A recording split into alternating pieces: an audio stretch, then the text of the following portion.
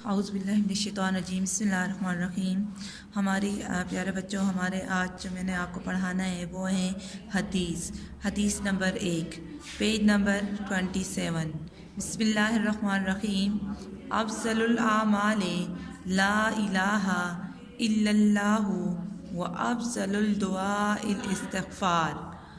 افضل الاعمال، بہترین عمل، لا الہ، نہیں کوئی معبود، الا اللہ، سوائے اللہ کے، وافضل الدعاء، اور بہترین دعا، الاستغفار، استغفار ہے۔ ترجمہ: سب سے زیادہ فضیلت والا عمل لا الہ الا اللہ اور بہترین دعا استغفار ہے۔ حضور صلی اللہ علیہ وآلہ وسلم کی اس حدیث مبارکہ میں 2 حصے ہیں۔ پہلے حصے میں اللہ تعالیٰ کی توحید کے اقرار کو سب سے زیادہ فضیلت والا عمل قرار دیا گیا ہے، جبکہ دوسرے حصے میں استغفار یعنی اللہ کے حضور اپنی غلطیوں اور گناہوں کی معافی طلب کرنے کو سب سے زیادہ فضیلت والی دعا قرار دیا گیا ہے۔ لا الہ الا اللہ کی فضیلت۔ لا الہ الا اللہ کے ذکر سے دل پاک ہوتا ہے، اس کی برکت سے دل ساری گندگیوں سے پاک ہو جاتا ہے۔ حضرت ابوبکر صدیق رضی اللہ تعالی عنہ حضور اکرم صلی اللہ علیہ وآلہ وسلم سے نقل کرتے ہیں کہ لا الہ الا اللہ اور استغفار کو بہت زیادہ پڑھا کرو۔ شیطان کہتا ہے کہ میں نے لوگوں کو گناہوں سے ہلاک کیا، انہوں نے مجھے لا الہ الا اللہ اور استغفار سے ہلاک کر دیا۔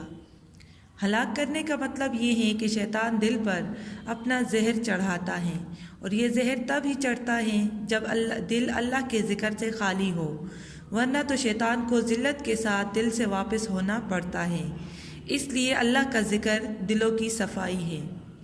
شیخ قرطبی رضی اللہ رحمۃ اللہ علیہ فرماتے ہیں کہ میں نے سنا ہے کہ جو شخص 70,000 مرتبہ لا الہ الا اللہ پڑھے اس کو دوزخ کی آگ سے نجات ملے گی۔ کلمہ طیبہ ایمان کی جڑ ہے، اس لیے اس کی کثرت سے ایمان کی جڑ مضبوط ہوتی ہے۔ صحیح حدیث ہے کہ قیامت اس وقت تک نہیں ہو سکتی جب تک لا الہ الا اللہ کہنے والا کوئی شخص زمین پر ہوگا، یعنی جب تک کہ زمین میں لا الہ الا اللہ کا ذکر ہوگا تب تک قیامت نہیں آئے گی۔ ایک اور حدیث مبارکہ ہے کہ حضرت یونس علیہ السلام کو جب مچھلی نے کھا لیا تو مچھلی کے پیٹ میں ان کی دعا یہ تھی، لا الہ الا انت سبحانک انی کنت من الظالمین۔ مطلب یہ ہے کہ پہلے لا الہ الا اللہ کا تذکرہ کر کے پھر اللہ سے توبہ استغفار کیا۔ اب لا الہ الا اللہ پڑھنے سے انسان اللہ کا محبوب بن جاتا ہے۔ جو شخص اللہ تعالیٰ کا محبوب اور پسندیدہ بننا چاہتا ہے تو اسے چاہیے کہ چلتے پھرتے اٹھتے بیٹھتے لا الہ الا اللہ اور استغفار کا اظہار کرتا رہے۔ لا الہ الا اللہ قرآن کی آیتوں کا حصہ ہے۔ اب میں آپ کو اس کے فضائل بتاؤں گی۔ لا الہ الا اللہ کی کیا فضائل ہیں؟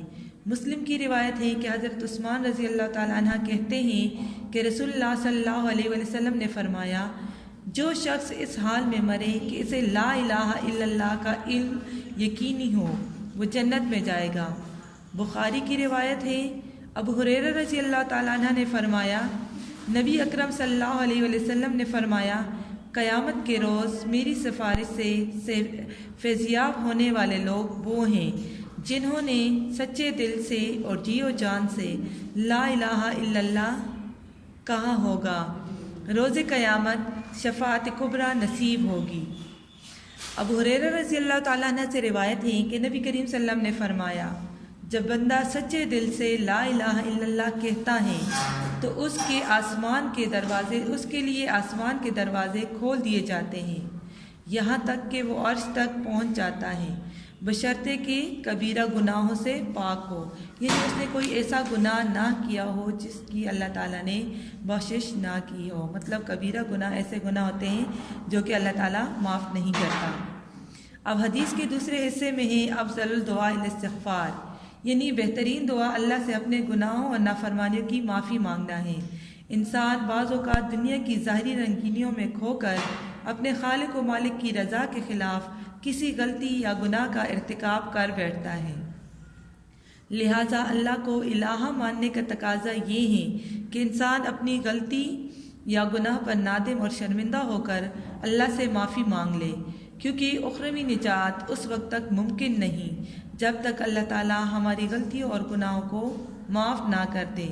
اب اگر کوئی اللہ کی نگاہ میں پسندیدہ اور محبوب بننا چاہتا ہے تو اسے چاہیے کہ چلتے پھرتے اٹھتے بیٹھتے دل و جان سے لا الہ الا اللہ اور استغفار کا اظہار کرتا رہے۔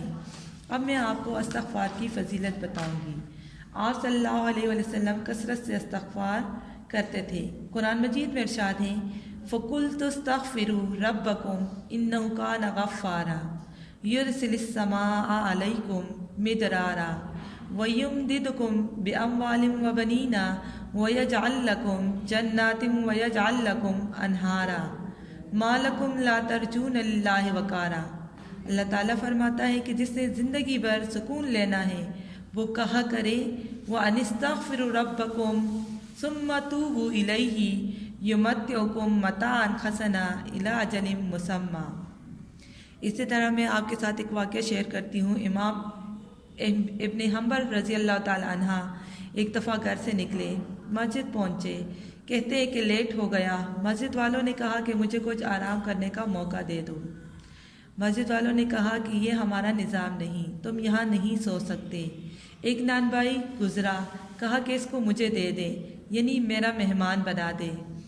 آپ اس کو کیوں کہہ رہے ہو؟ آپ رضی اللہ تعالیٰ عنہ کو وہ اپنے ساتھ لے گئے، گھر لے گئے، چارپائی پہ لٹایا، آٹا لیا اور گھوننے لگا اور استغفار بھی کہہ رہا تھا۔ امام نے کہا کہ کیا استغفار نے آپ کو کوئی فائدہ بھی دیا ہے؟ کہتے ہیں کہ جناب جب سے استغفار پڑھ رہا ہوں، فقیر آدمی تھا، تب سے مال سنبھال نہیں پا رہا ہوں، یعنی جب سے استغفار کر رہا ہوں ہر خواہش پوری ہو رہی ہے، مگر کب سے استغفار کر رہا ہوں مگر ایک خواہش ہے جو پوری نہیں ہو رہی۔ کہا کہ کون سی خواہش؟ وہ خاص خواہش ہے کہ پوری نہیں ہوئی۔ کہا کہ سنا ہے کہ امام احمد بن حنبل رضی اللہ تعالیٰ عنہ جو بہت بڑے نیک انسان ہیں، میری خواہش ہے کہ اللہ میری ملاقات اس سے کروا دے۔ امام حنبل رضی اللہ تعالیٰ عنہ نے جب یہ سنا تو بہت ہنسے اور کہا کہ وہ میں ہی ہوں۔ تو وہ شخص حیران ہو گیا، کہا کہ اللہ نے، یعنی جب سے میں نے استغفار پڑھنا شروع کیا ہے اور اللہ سے جو کچھ بھی مانگا ہے تو اللہ نے میری ہر دعا قبول کی ہے۔ اس لیے ٹھیک ہے کہ آج میں جب گھر سے نکلا تو شاید فرشتے نے مجھ کو تم سے ملانے کے لیے گھر سے باہر نکالا ہے۔ اس لیے کہتے کہ جو کثرت سے استغفار کرتا ہے اللہ تعالیٰ اس کی تنگی کو آسان بنا دیتے ہیں، اللہ تعالیٰ اس کی مصیبت کو خوشی بنا دیتا ہے اور اس کو رزق عطا کرتا ہے جہاں سے اس کا گمان بھی نہیں ہوتا۔ اس لیے ہمیں بھی چاہیے کہ ہم کثرت سے استغفار اور لا الہ الا اللہ کا ورد کرتے رہیں۔